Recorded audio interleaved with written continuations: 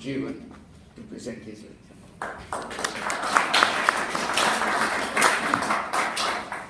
Thank you, Honorable Chair, distinguished participants. I will sit and address if that's okay.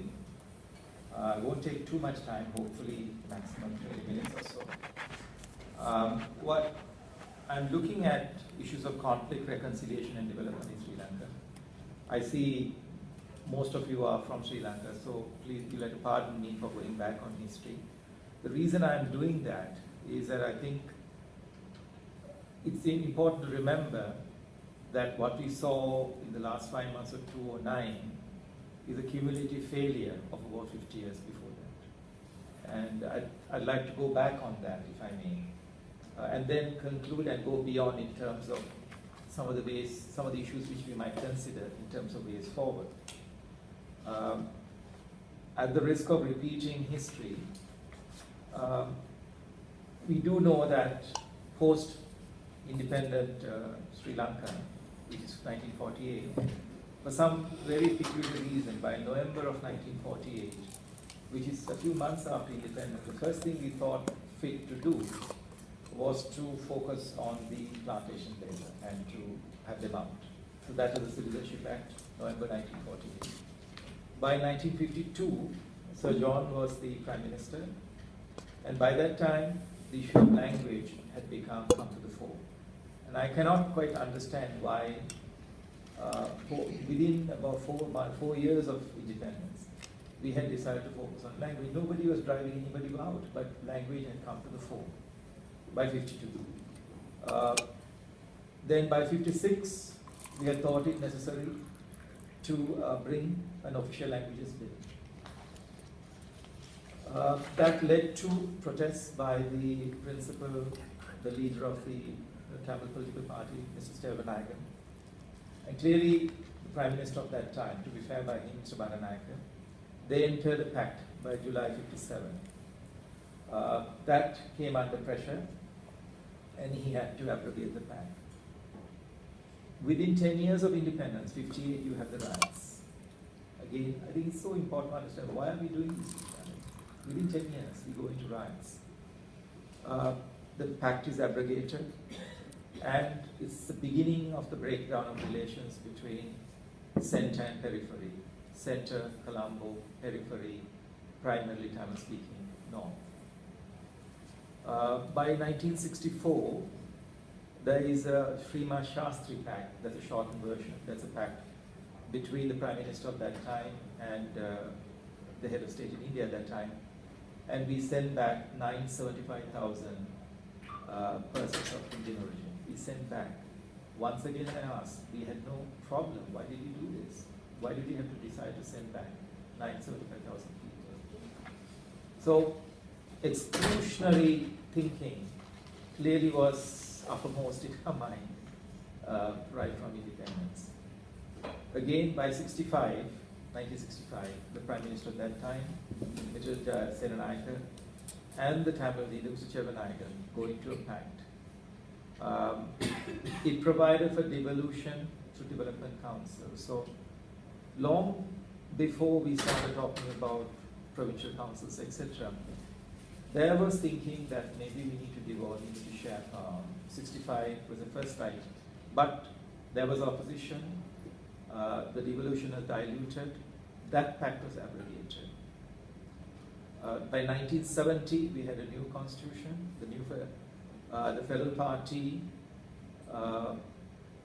and the Tamil parties came together on a platform which is beginning to look for self-rule, and that is gaining momentum. 1972, regrettably, on the concept of education, we talk about standardization, district quotas, etc., which, from a Tamil perspective, they saw it as discriminatory. Parallel to this, in 1961, August of 61, a group had come together to start fighting for a Tamil homeland. This is unnoticed, actually. By 63, a student wing has been formed at that time. By 1969, a Tamil liberation organization comes together. Modest, we're not talking about, but the name, Tamil Liberation Organization.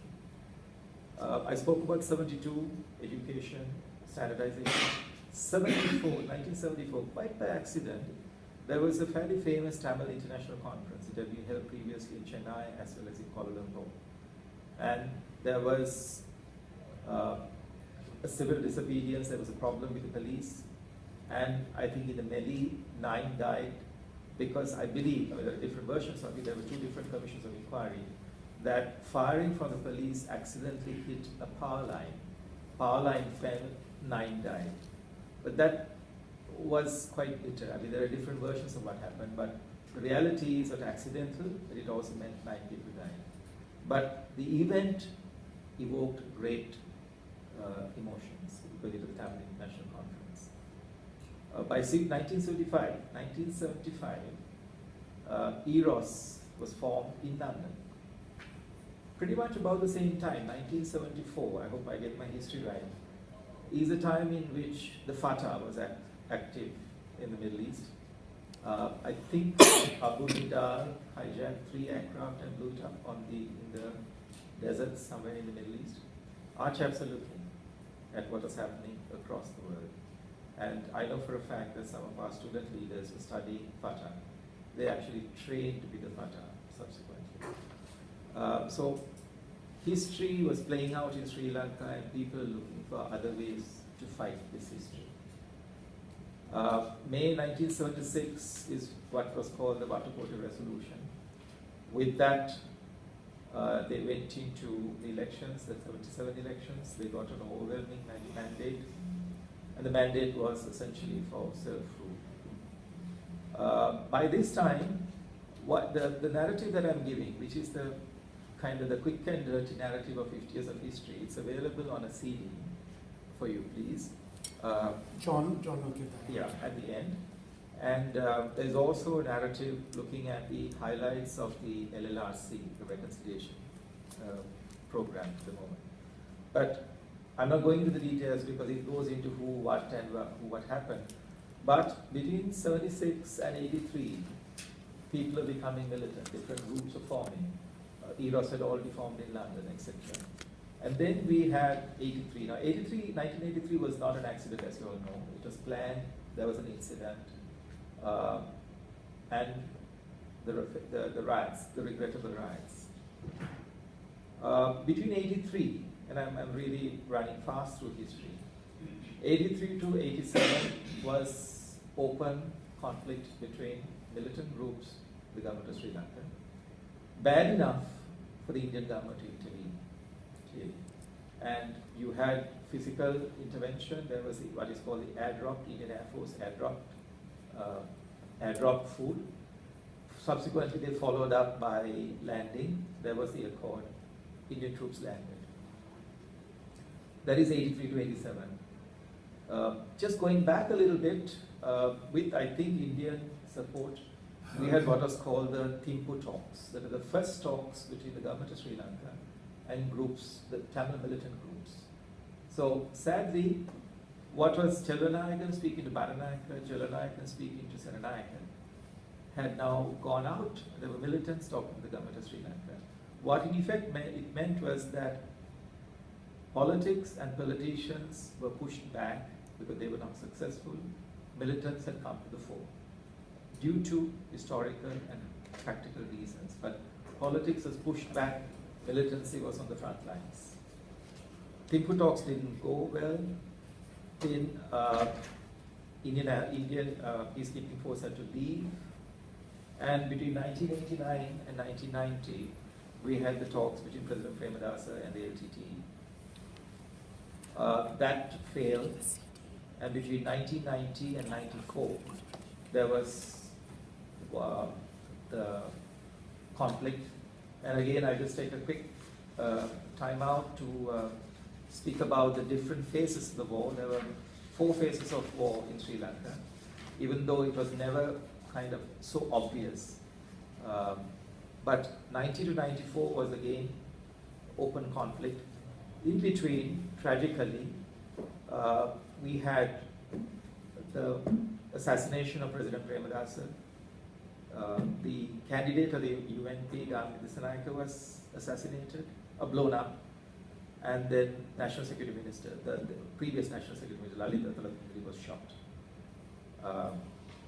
In between, what was called the Mangalamuna Select Committee met in Parliament, 91. So battles are going on, warfare is on, people are being assassinated. It was a 45-member parliamentary group, 45 members, mind you. It met 49 times. It considered 253 memoranda. Very serious piece of work. It had a wonderful interim report, which it came out. 1991, war officially ended in 2009, which is a full 28 years later. What could it have been if you had brought a halt? What could it have been if you had brought a halt in 1987? 91 went a long, long way in terms of suggestions. I won't bore you with the details, it's in the CD, but it's invaluable suggestions, invaluable. And I think it's important. I'm not casting aspersions on anybody, but I think whoever was at the table at that time and who didn't take it forward, who couldn't settle, need to take responsibility, regrettably. So this is not, this is it, and this is the political, historical context. So 91, Mangalamuna interim report, unaccepted at that time. Very quickly, in terms of the war, you know what happened, but I think 4 phases were 83 to 87, second phase 90 to 94, third phase 95 to 202, and fourth phase 206 to 209. Each phase meant it's not just combatants who died, civilians suffered, civilians died, civilians were displaced, civilians became refugees, some went into exile. Each is a tragic phase of a history, the tragic 4 phases of failures, 4 phases in which what should have been settled across the table was fought in the battlefield. People died. This is our collective failure.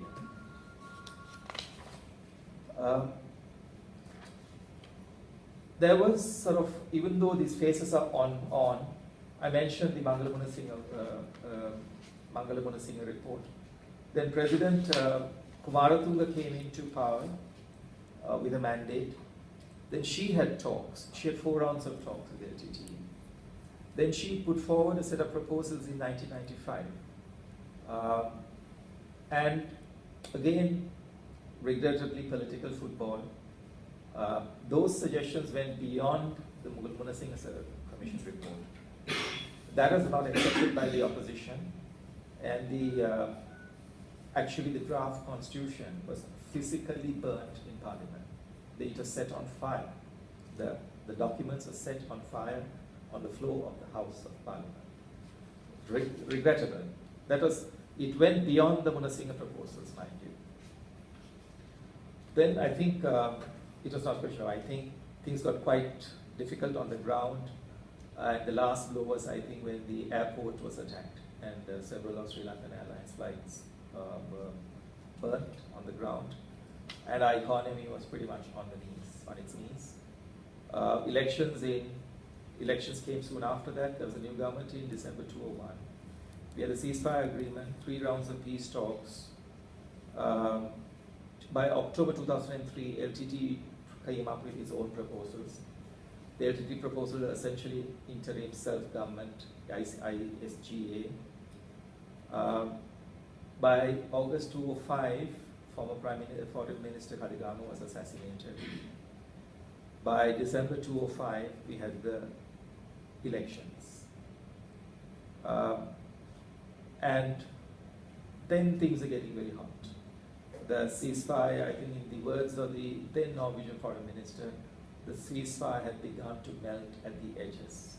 It was melting. And by 2006, it really got pretty much out of hand. There was the last talks in Geneva, February 2006, LTT walked out. And then we got into open conflict. Eastern operation, northern operation. In terms of the death toll in 2009, there are different versions. The version that the LLRC has recorded in terms of what people told the LLRC, we may have different views on that. Security forces between July 2006 to May 2009 reportedly lost 5,556 people, 5,556 died, 28,414 were wounded, 169 were reportedly missing. It is said that the LTT had lost 22 to 47 cadre, and that out of that, 11,812 were identified by name. Now that pretty much is the quick and dirty history of Sri Lanka from 48 to 2009. Nothing particularly nice to talk about, nothing particularly nice to say about it. But regrettably, a whole lot of missed opportunities. If you look at 2009 and 91, when I mentioned about the Gunatilleke talks, Gunatilleke report, 91 to 2009, that's the 28 years, thereabout. Many of those who died in 2009, in the last phases, would not have been born. It was not 40-year-olds who were fighting, it was the teens and the 20s who were fighting. So many would not have been born in 91. What did we do? We created a whole generation, 2.5 generations of people who went out and died because we could not settle. That's 91. And I think it's really important to understand that successive failures, which finally led to sacrificing hundreds, thousands, it is a collective responsibility. Secretary General came, UN Secretary General came in May 2009. He and the President agreed that we had to do a collective inward search. That is what led to the LLRC. LLRC report was approved by Cabinet by May 2012. People argue about the report. They say it's a load of rubbish. It hasn't worked. It has not been implemented. But for the record, it has 6 recommendations on international humanitarian law, 48 on human rights, 23 on land return and resettlement, 8 on restitution and compensation, and 50 on reconciliation. So it's interesting, the titles. So international humanitarian law, human rights, land return and resettlement, restitution, compensation, reconciliation.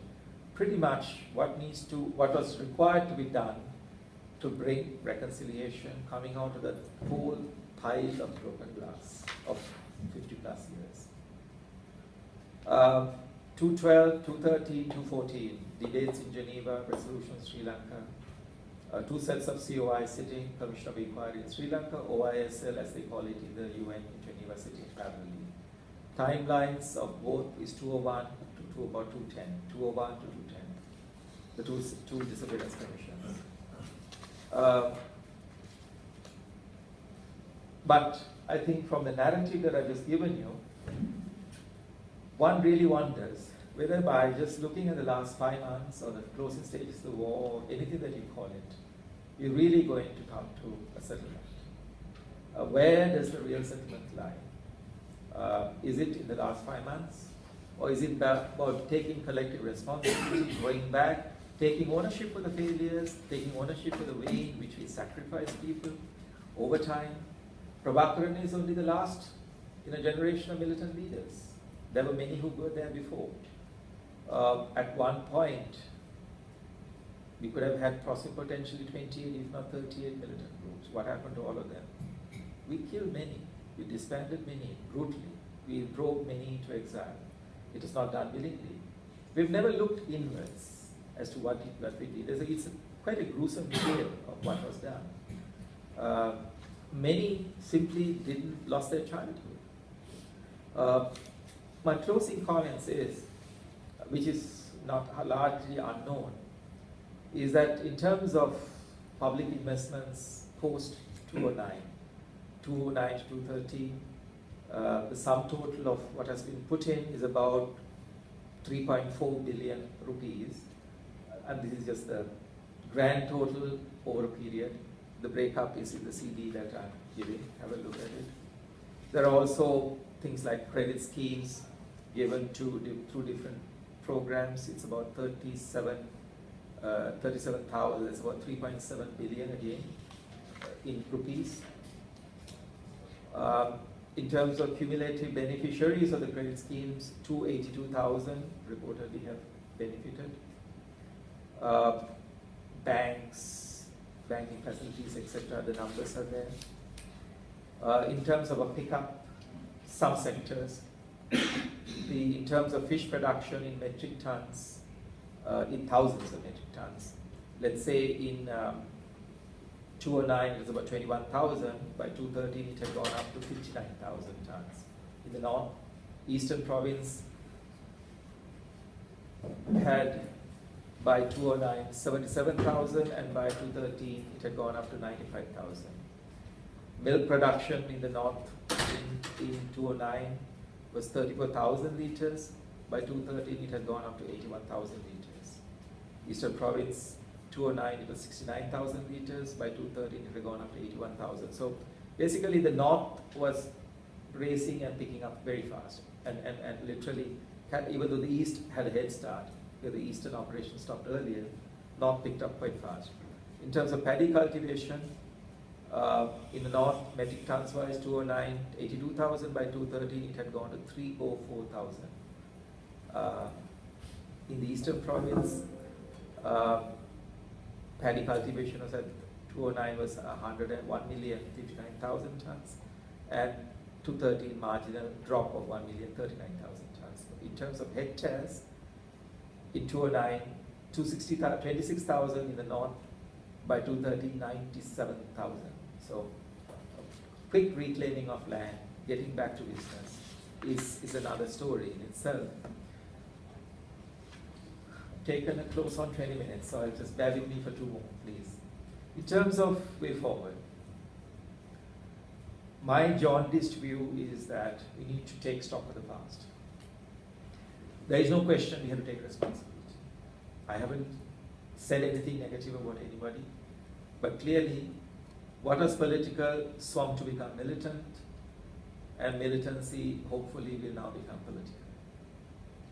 political. We need to look at an inclusive nation. We need to look at what is called Open Sri Lanka. So the concept, I don't use the word diaspora, I use the word persons of Sri Lankan origin. I think Open Sri Lanka should transact business with people of Sri Lankan origin. We need to have that Open Sri Lanka policy. We need to be able to manage competing claims of representation, resources, and power sharing. We need to mitigate against triggers of future conflict. We need to look at our assets. I'm going to say something next and you wonder whether I'm nuts. We have gas, we have oil. Gas in considerable quantity, by the way, considerable quantity. We are placed in an area where there is very hospitable trade winds. We've got potential for tourism. We have our inherent service sector. We have human capital, but our human capital extends to people of Sri Lankan origin. Our biggest, some of our best human capital is amongst people of Sri Lankan origin. We need to look at that. My last comment, I'm sitting here in the kind of vicinity of United Kingdom Parliament. UK-Sri Lanka relations, England came looking for Ceylon long years ago. So we stuck with this relationship, I say it in a kind way. And I think, I'm sure it had its good high points, it had its low points, it has some medium points as well. It's not necessarily very nice at the moment, the relationship between London and Colombo at a government level. At the level of people, I think there's huge traffic. We need to really ask ourselves, what might be the low-hanging fruits? What is the ideal wish list of the United Kingdom? What is the ideal wish list of Sri Lanka vis-a-vis United Kingdom? We need to, at different levels, have a candid conversation. We need to reset and look at the vision of a future relationship between the United Kingdom and Sri Lanka. So this, ladies and gentlemen, is what I would like to give a rough, quick and dirty summary of conflict, why reconciliation, and potential for development in Sri Lanka. Thank you.